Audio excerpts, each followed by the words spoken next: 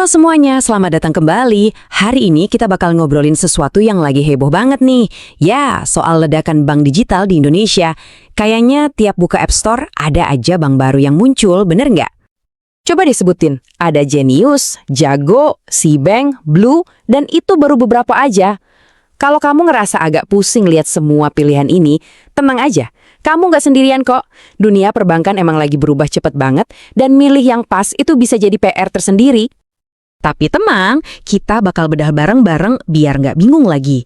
Pertama, kita lihat dulu ada apa di balik gelombang digital ini. Terus, kita kenalan sama para pemain barunya. Abis itu, kita intip gimana bank-bank raksasa ngasih perlawanan. Dan yang paling penting, gimana cara kamu milih yang paling cocok. Oke, kita mulai dari bagian pertama, gelombang digital. Kenapa sih semua ini terjadi sekarang? Dan kenapa ini penting banget buat kita pahami? Yuk kita cari tahu. Nah, ini poin yang paling fundamental. Meskipun semuanya ada di HP kita, cara mereka lahir dan beroperasi tuh beda banget. Ada yang dari awal emang dibangun sebagai perusahaan teknologi, tapi ada juga yang sebenarnya adalah anak dari bank konvensional yang udah kita kenal.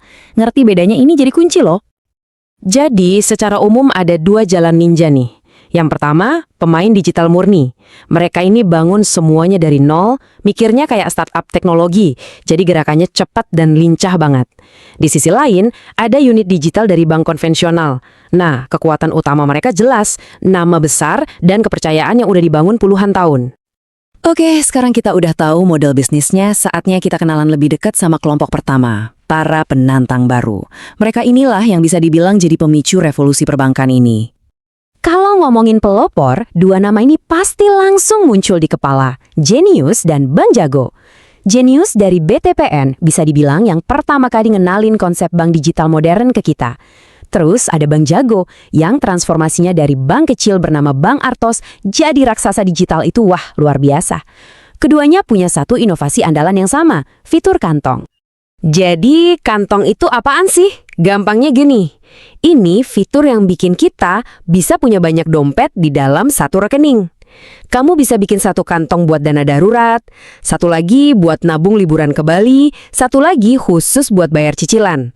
Jadi, ngatur uang jadi lebih gampang dan disiplin. Keren kan?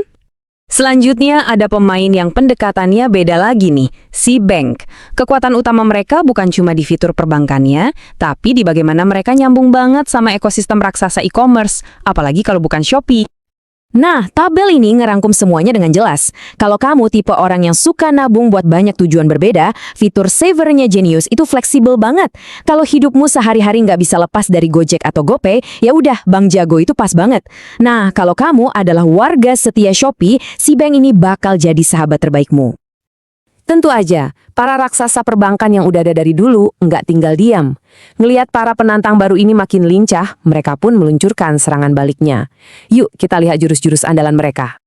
Dan mereka nggak main-main, BCA lewat Blue langsung ngasih penawaran yang susah ditolak. Bebas biaya admin dan transfer.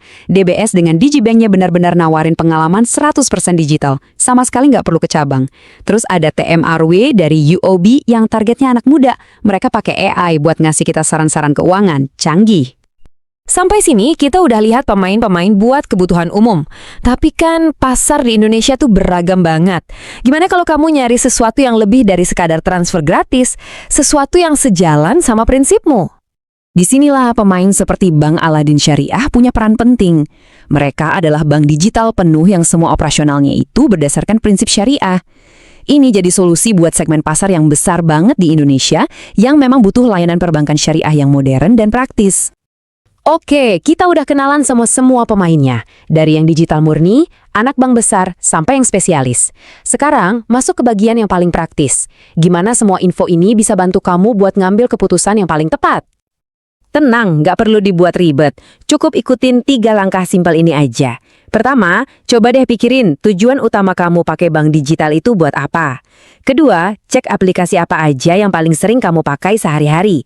Dan ketiga, baru deh bandingin fitur-fitur spesifiknya, kayak bunga sama biayanya.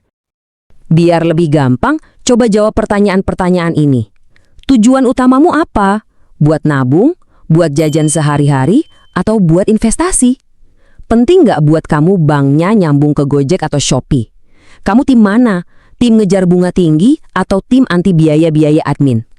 Dan terakhir, soal kepercayaan nih. Kamu lebih nyaman sama pemain baru yang inovatif atau sama nama besar yang udah terjamin? Jadi kesimpulannya adalah nggak ada satupun bank digital yang sempurna buat semua orang. Bank terbaik itu adalah bank yang paling klik sama gaya hidup, kebiasaan, dan tujuan keuanganmu. Sekarang bolanya ada di tangan kamu. Setelah kenal semua pemainnya, kira-kira dompetmu bakal milih yang mana?